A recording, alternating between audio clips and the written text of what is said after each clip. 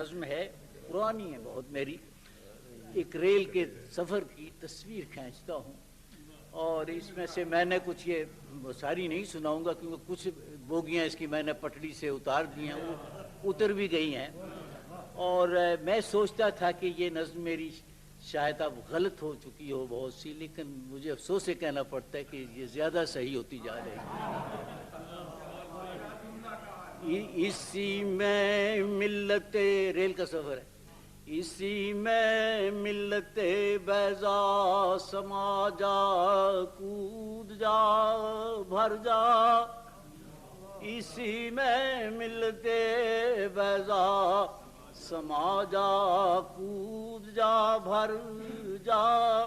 تیری قسمت میں لکھا جا چکا ہے تیسرا درجہ، تیری قسمت میں لکھا، نہ گنجائش کو دیکھ اس میں، نہ تو مردم شماری کر، نہ گنجائش کو دیکھ اس میں، نہ تو مردم شماری کر، لنگوٹی کس خدا کا نام لے گھس جا سواری کر، لنگوٹی کس خدا کا نام لے گھس جا سواری کر، اور اگر یہ ریلوے کا سلسلہ ایران جا پہنچے، تو سکھر پر اترتا شخص اصفہان جا پہنچے، تو سکھر میں اترتا شخص، اور وہ گھر وہ پورے کھیت کے گنے کٹا لایا ہے ڈبے میں، وہ پورے کھیت کے گنے کٹا لایا ہے ڈبے میں، یہ گھر کی چارپائی بھی اٹھا لایا ہے ڈبے میں، اور کھڑے حقوں پہ یہ منکار آتش دان تو دیکھو، کھڑے حقوں پہ یہ منکار آتش دان تو دیکھو، یہ قوم بے سر و سامان کا سامان تو دیکھو، یہ قوم بے سر و سامان، اور سراہی سے پیالہ بوٹیوں سے نان لڑتا ہے، وہ مسافر خود نہیں لڑتے مگر سامان لڑتا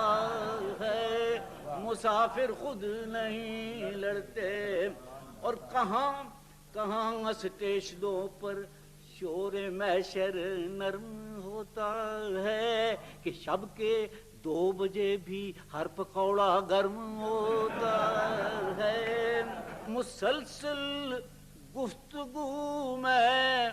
آشنائی ہوتی جاتی ہے، لڑائی ہوتی جاتی ہے، صفائی ہوتی جاتی ہے، اور اب گفتگو ہو رہی ہے،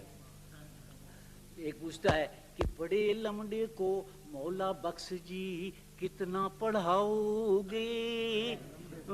بڑے لمڑے کو مولا بخش جی کتنا پڑھاؤ گے، کسی بیا پہ روک گے کہ ایم کراؤ گے، اور وہ کہتے ہیں وہ بیا ہے مگر بیا کی خو آئی نہیں اس کو، وہ بیا ہے مگر بیا کی خو آئی نہیں اس کو، ابھی ماں باپ کے کپڑوں سے بو آئی نہیں اس کو، ابھی ماں باپ کے کپڑوں سے بو آئی نہیں اس کو، اور کسی نے یوں گھریلو گفتگو میں، کسی نے یوں گھریلو گفتگو پر زور ڈالا ہے، کہ جیسے اگلے اسٹیشن پہ رشتہ ہونے والا ہے، کہ جیسے اگلے اسٹیشن، میرا اسٹیشن آ گیا